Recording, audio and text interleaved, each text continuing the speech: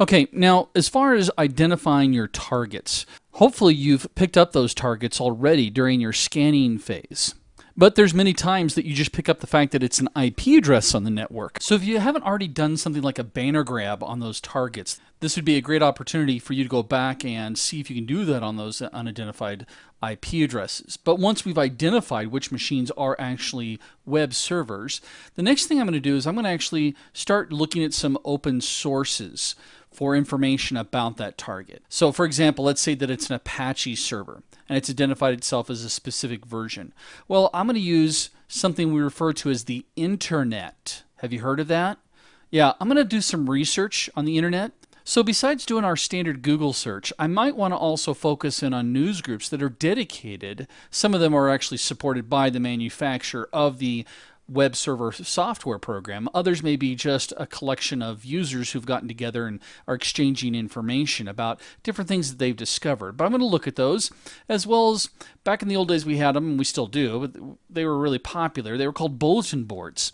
Similar to those boards that we had back in college. Maybe they still have them, I don't know. Where people would put up 3x5 cards saying that they had a bike for sale or they needed a ride to a different location. But these are just digital versions of those. Now, after looking at those different resources, I can also do the famous dumpster dive, as well as even some social engineering attacks.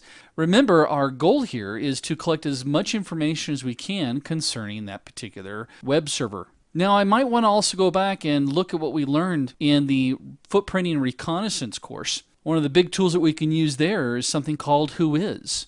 And with Whois or traceroute or active Whois, we can hopefully determine things like domain names as well as IP addresses, DNS names, the administrative contacts, as well as even autonomous system numbers or ASNs.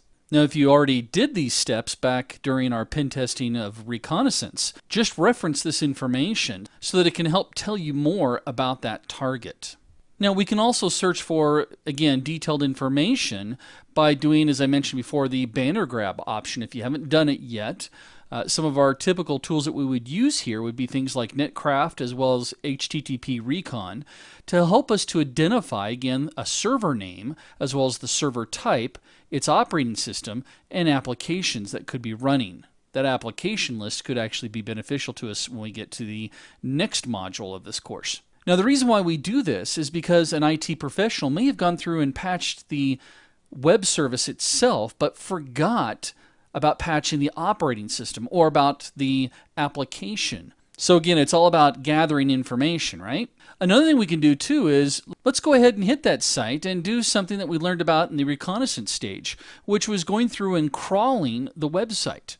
Using tools like WebCopy Pro or HTTP Print, this gives us the ability to find things such as the code that's actually being utilized to present the page, as well as the web pages themselves. We might also be able to pull out of that crawling results email addresses or images. Now, some of the programs that we just talked about here will do the next step as well, but we're going to make sure that we keep them separate because you may want to come back and just get a directory structure or enumerate the web directories so that we understand where those images are stored or where the scripts are coming from. And we can use programs like dir buster. This actually can give us information such as web functionalities as well as if there's any login forms. Hey, and while we have the directory structure there, why don't we see if we can perform a directory transversal attack where we move up the directory or access directories that aren't normally supposed to be accessible and see if we can actually execute some commands outside of the web server's root directory.